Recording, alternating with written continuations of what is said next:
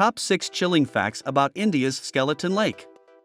Before we start, I would want you to hit that red subscribe button so that you never miss out on any of our videos. Hey guys, what's up? Welcome back to Massive Phenomenon.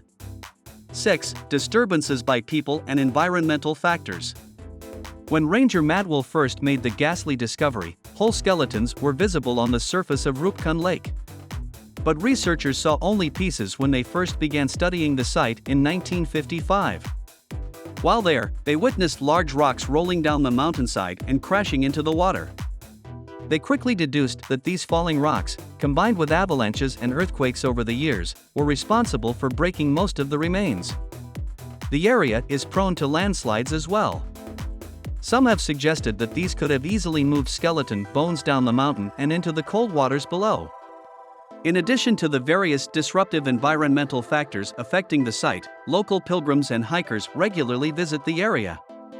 Some have handled the skeletons and removed artifacts. 5. There were at least 2 different groups.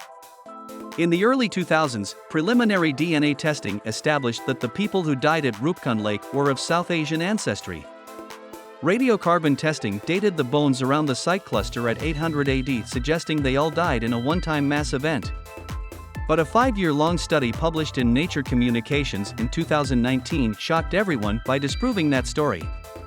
20 co-authors from 16 institutions based in India, the US, and Germany successfully tested 38 sets of skeletal remains, including 15 women.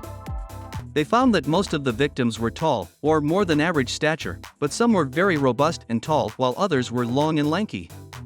Tests also determined that most were middle-aged, between 35 and 40 years old, and that none of the victims were related to each other. 23 of the victims were of South Asian ancestry, as researchers had initially suspected, but the study found that they died during 2 or more events rather than a one-time mass event. 4. A long way from home. There was one other notable difference between the 2 groups of victims at Roopkund Lake. Researchers were stunned to find that the genetic ancestry of the 14 victims was tied to the Mediterranean, more specifically, Greece and Crete. There was also one individual in the group who was of East Asian ancestry. What the Mediterranean group was doing at Roopkund Lake, over 4,500 miles, 7,242 kilometers, from home, has been speculated ever since. One popular theory was that the victims were part of an army or a group of merchants. However, no weapons have ever been discovered in or near the lake, nor is it located near a trade route. It is still not clear what brought these individuals to Roopkund Lake or how they died, said senior co-author Neeraj Rai, an archaeogeneticist at the Birbal Sahni Institute of Paleosciences in Lucknow, India, in a press release. 3. Victims of a pandemic or a pilgrimage gone wrong. In 2004, a National Geographic documentary suggested the skeletons were the victims of a pandemic laid to rest in the lake. But the theory proved false when researchers failed to find any trace of an ancient bacterial pathogen that would provide disease as a cause of death. Though they noted that the DNA pathogen might have been too low a concentration to detect. The victims were all shown to be reasonably healthy at the time of death. Researchers found that the South Asian group died in at least 2 separate events between the 7th and 10th centuries, appending a long-held theory that it was a mass death.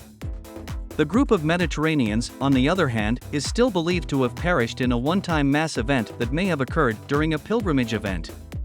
2. Accidents and suicides at the lake. Some other theories involve a steep upper edge near Roopkund Lake known as the Alley of Death. Juragali is a sheer ridge with an excellent view, but anyone who falls is doomed to join the other victims in Skeleton Lake. The pilgrimage was banned a few hundred years ago because there were so many accidental deaths from the gully. But the ban was lifted sometime later. There is also a belief that many pilgrims used Roopkund Lake for self-sacrifice. Inscriptions at stops and shrines along the pilgrimage trail describe the intentions of some pilgrims to take their own lives there. According to R.S.